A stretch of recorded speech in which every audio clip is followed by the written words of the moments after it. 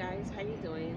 How you doing? This is the Queen Terry Battle. I'm here. I'm coming from the Amtrak station here in Boston, Massachusetts, and I'm still here. Today was not a good day.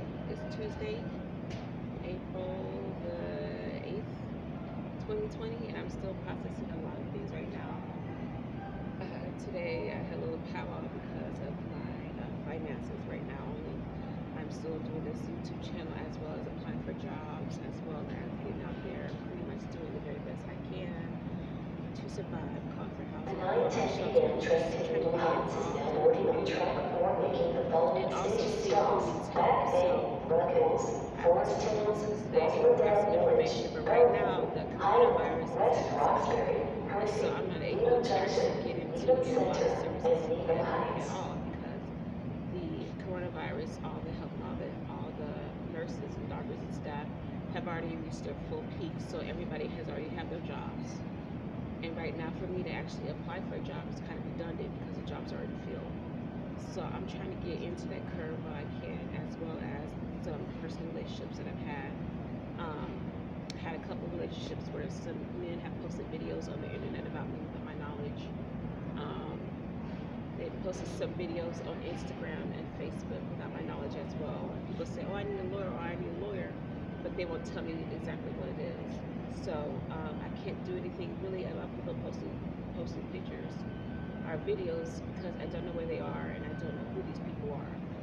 So I usually am kind of exposed to that problem, being so open and the public so open-minded, but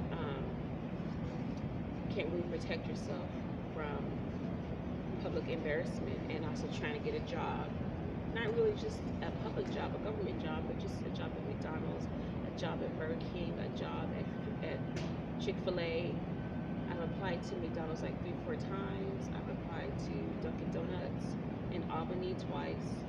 I've applied to Walmart. I've applied Home Depot. I've applied to a lot of places over the past year, and not one of them have called me back for interviews. So, as well as trying to get unemployment through City of Chicago, the state of Illinois. I have not been able to get unemployment through the state of Illinois. And also with the state of Texas is suing me for $1,000 in unemployment insurance. So I'm having problems with the state of Texas, as well as the state of Illinois not getting my unemployment insurance benefits. And I'm prior service veteran, but I can't get veteran benefits because I didn't serve long enough in the military. I didn't deploy active in the military while I went to my unit twice a month outside of Little Rock, Arkansas, and also in Seagoville. So I don't get VA benefits. I don't have VA benefits. I don't have unemployment insurance, and the state of Texas is also suing me for unemployment insurance. So I'm trying to get unemployment insurance from Illinois. I'm trying to gain unemployment insurance, and at the same time, the state of Texas is suing me for fraudulent claim with unemployment insurance. So it doesn't come out right. There's a little bit of an imbalance going on. And so pretty much today, in front of the Bank of America building, which I thought would be a great place to actually just calm down, relax a little bit, just have some peace to myself away from the public view.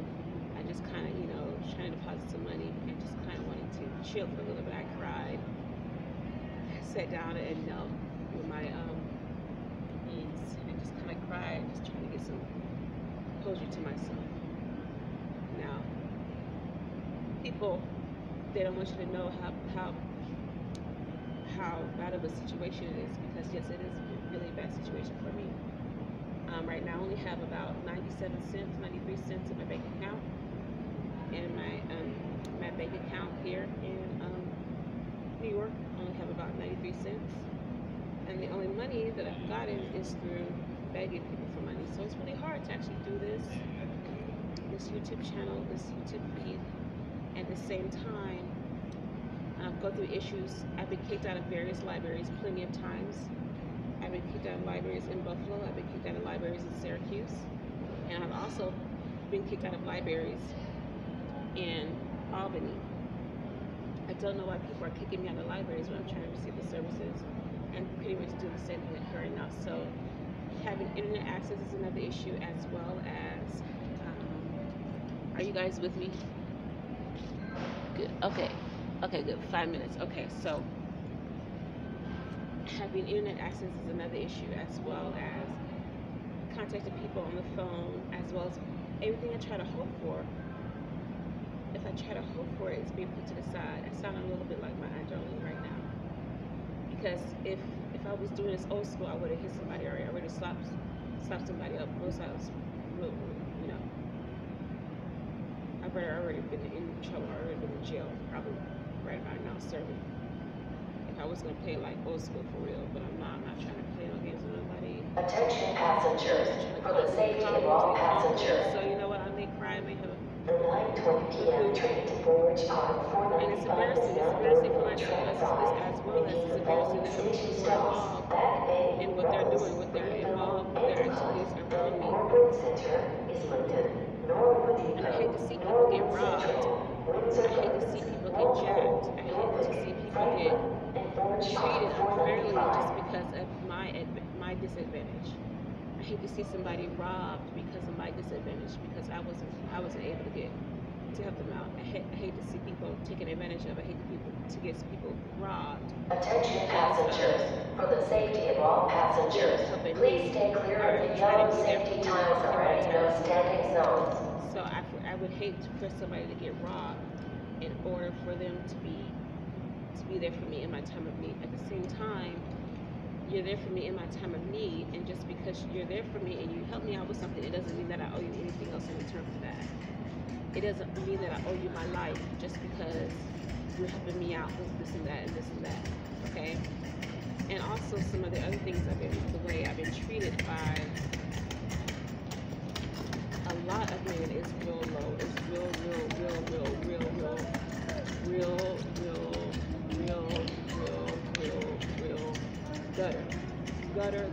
gutter low. I mean, like I'm the worst. I'm the bottom gutter bitch. It is that low. I've been treated by not just black men, but men in general. I have this one friend, and he had me sleeping. He said, "I'll give you a place to stay. I'll give you a place to stay. I'll give you a place to stay." He had me sleeping in the clothing closet of the community center. The smell of the clothing closet is filled with baby wipes and women and kids' clothing all around. So this man had me sleeping in the community closet of his community center. And he knows all these people, and he said he can help me out, But he had me sleeping on soiled sheets and soiled comforters and soiled pillows in the bottom basement of a community center in the clothing closet. And it's, I'll help you out. He's like, okay, well, you know what? Something's not adding up. Something's not making sense. Something's not making sense. This is you, but this is me. You know what I'm saying? And you're going to help me, and you're going to ask me to marry you, and you're going to be doing this and that for me. No, it doesn't make sense. Something's not right. Something's not right here. Something's not right here. Oh, you'll be my husband. Oh, you'll be my fiance. Oh, you'll be my boyfriend. But this right here, this is not making sense. This is not making sense. Then, I mean, it goes on and on. I mean, sleeping in basements, sleeping behind trash cans, sleeping in rooms, paying by the night, you know, and pretty much it's real bottom, real gutter. I'm not saying that my story is any better than anybody else's. People keep telling me I need a man. Well, usually whoever it is going to be bottom, bottom, gutter, bottom, gutter bitch. As low as possible on the low totem pole as you can get. It's pretty much where I've been. I'm not talking about high quality. I'm not talking about, oh, I'll take you out to eat. Oh, let's go out. Oh, you wait for me. Just wait for me. Just give me 5 minutes. I'll be back with you. No, it's not even 5 minutes. It's as low as possible as you can go on the totem pole. I mean, bottom, gutter bitch. You can't get any worse. Me in my business suits, in my Armani, in my Prada, in my Calvin Klein, and my Kate Spade, and my True Religion jeans, you know, my Victoria's Secrets bra, everything ready, everything, and you got me sleeping in the bottom basement of your house. You got me sleeping in the bottom basement of your house, and upstairs is your wife and your kids. So that's kind of what I'm processing right now. It may seem a little bit crazy to other people that I'm here in Boston and I've cried about 3, 4, 5 times all over the street. You know what? Yeah. And then to see actually people that look just like my family members here in Boston when they live in Texas is another issue. And you know what? I really don't mean to be putting out all my personal business out on the street, but I'm tired of being that bottom gutter bitch. I'm tired of being treated low. I'm tired of being treated like I'm not valued. I'm tired of being treated like I'm invisible. I'm tired of being treated like I'm invisible, like I'm not respected, like I'm not even around. And you know what? It may be a little schizophrenic. It may be a little depressed to people. Yeah, that's how she is. She's depressed. Yeah, well, that's my life. You know, that's my. It's not my testimony. It's not. I'm not gonna claim it over my life. It's just the way that people have treated me. It's not me. It's just the how do you say? I was reading a newspaper article about it today. They were saying it's triggers. It's triggers. People have triggers all around you, and so the economy is a trigger for some people right now, and then personal finances is triggers for other people right now. There's so many triggers around you that all of a sudden, if you're in the center pole of the triggers, then what's going to happen? You're going to be that prime target for everybody's triggers, and they're all going to come for you. Well, it's not just economy. It's not just because of COVID-19. This epidemic. This has been going on for a very long time in my life, for the past almost 3, 4 years since I left Chicago. This has been going on. And on top of that, I'm homeless. I'm sleeping in the streets. I'm sleeping in the bottom. I'm sleeping in tunnels. You know what I'm saying? In tunnels. And on top of that, someone's keep telling me to wait for them. Yeah, I mean, yeah, people are gonna laugh about it, but you know what? I mean. Oh yeah, no, I'm not gonna brag about it. It's nothing to brag about. People say, oh, this is my life story. I struggled with this. I'm on YouTube and I have 1 million views. I have 100,000 views.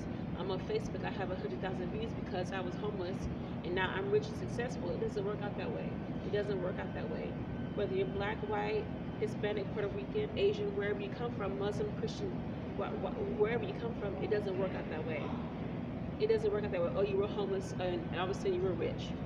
Or either you were homeless or you're rich. It doesn't work out that way.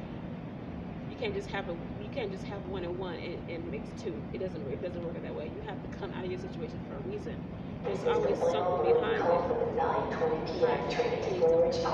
There's always something behind it. There's always something behind the homelessness. There's always something behind the losing your finances, losing all your money, losing all your bank account, losing all your resources, going bankrupt. My dad, he's been bankrupt 2, 3 times. Chapter 13, Chapter 9 bankruptcy. My father.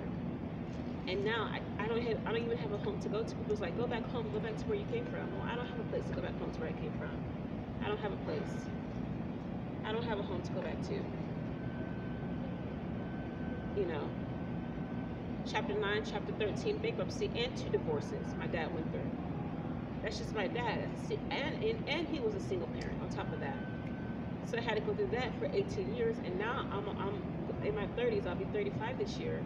And with everything that my dad went through and what I'm going through, I can't even compare to what he went through. But I can only stand here and say, okay, you know what? My story is not any better than anybody's. But if you're going to say you were homeless, if you're going to say you were on the streets, if you're going to say you lived a wild life or whatever, back it up, back it up, back it up. Don't just waste some people's times and their energy. Back it up. Yeah, it's hard for me. Yeah, I'm not just trying to play no games. This is actually really serious business. This is really serious business. It's May. It's the middle of the year. It's going into mid-April. Right now, it's going to be April 10th in a day. April the 10th, this tax season. It's almost the middle of the year, May, June, and it's been 2 years on the streets, 2 years without a job, and 2 years trying to get back up, get into school, get a job, get employed, and pretty much do the very best I can with the little resources. The only resources I have right now are my bags on my back, my bags. This is all the resources that I have right now.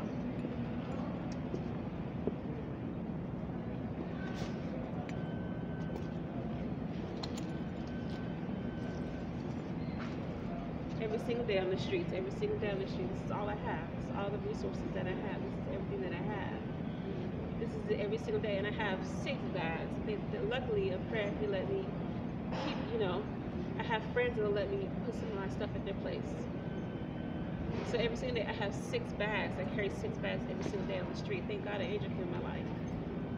I mean, this is homelessness. This is real life. This is not a joke. It's not a joke. It's not a joke. People think it's a joke, but it's not a joke. It's not a joke to be homeless. They think, oh, it's funny. They got a place to stay. They got a roof. They got money. They hustle. They do this, and they say, oh yeah, you're easy. You're bullshitting. You're doing this. You're doing that. Well, this is not a joke. This is for real. This is for real. This is for real. This is serious. Oh, you can get up out of this. All you need to do, it doesn't work out that way. It doesn't work out that way. Attention passengers. For the safety of all passengers, please stay clear of the yellow safety tiles or any no standing zones. So it's hard. It's a struggle. It is a struggle. It is a struggle. And this is all I got. I'm trying to get a job, trying to get back in the medical field, and being in the medical field, they want to know that you are sound-bodied and sound-minded, that you will provide the best services, quality of care, not only for the patient but also for yourself. You will not only take care of the patient, but you will also take care of yourself, because you can't help somebody else. You see how that works?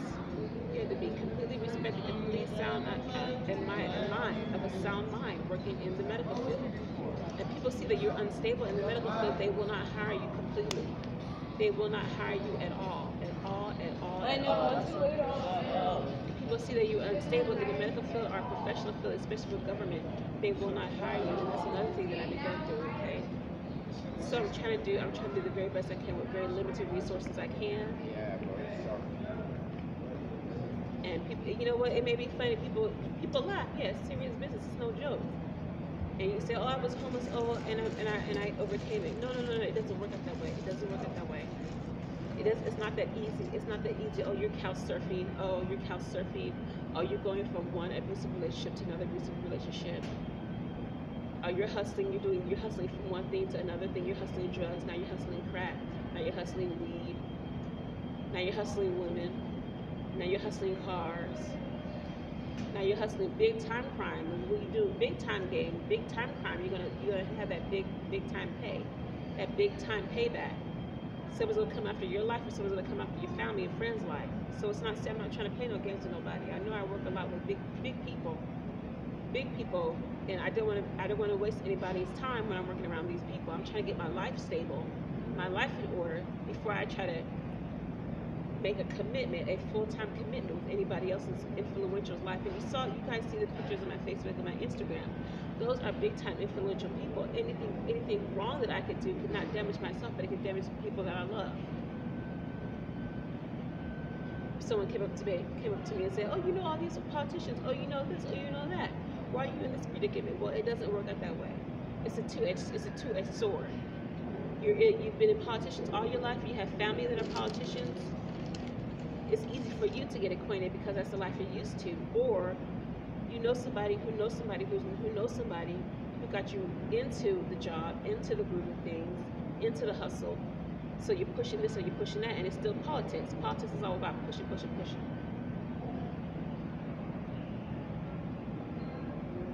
So you're working with big time people, big time money, big time game.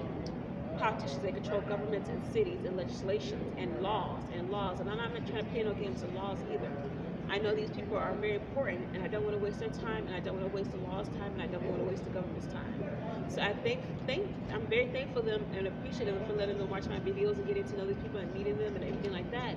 Every single time is precious, but at the same time, I got to take care of my life, and I got to be stable, and I got to focus on getting my life in order, as well as providing services if needed in that time of need to be able to help out those in need.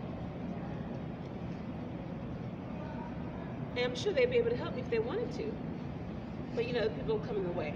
So again, this homelessness, whatever this is, and I do this YouTube on the side as well as for looking into jobs. Yeah, it's easy. I do understand that. I'm really thankful for you guys helping me as well, but I'm trying to, at the same time, I do this on the side. I don't do this all the time. And actually for me to be able to enjoy something in my life, it's hard for other people. They really don't understand it. There's something I enjoy. I enjoy stretching. I enjoy yoga. I enjoy shopping at thrift stores. I enjoy running. I enjoy exercising. People think it's extreme that I do things that I love to do, but it's not. If you see somebody else do it, it's not extreme. But if I do it, it's extreme. That's kind of like that trigger that I get, that emotion of that balance. That thing is unbalanced in my life. I have a lot of things that are unbalanced in my life, but I'm trying to get it together. And it's still April, but it's gonna be May and June pretty soon, and the year is the mid-year is here. In 2020, a new decade. I'm in a new decade, and I'm still going through the same thing over and over again. It's a new decade. It's a new decade. It's a new time. It's a new decade. It's 2020. 2020. We got coronavirus. We got a presidential election. We got new jobs, a new economy, and then I'm traveling, helping other people. Maybe meet some more famous people. Maybe meet the Queen. Maybe meet President Obama. So there's a lot of things going on in my life. So I have a struggle, and I have to do what I have to do to continue to progress and continue to keep my life together. It's going to be hard. And you know what? I probably won't, but who knows? Who knows? I might just put out in the open air. Maybe have some faith to it.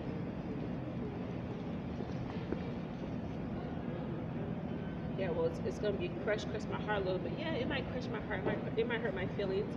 But I'd rather you tell me the truth right now, and I can get over it right now, and then deal with lies later and live in fantasy land.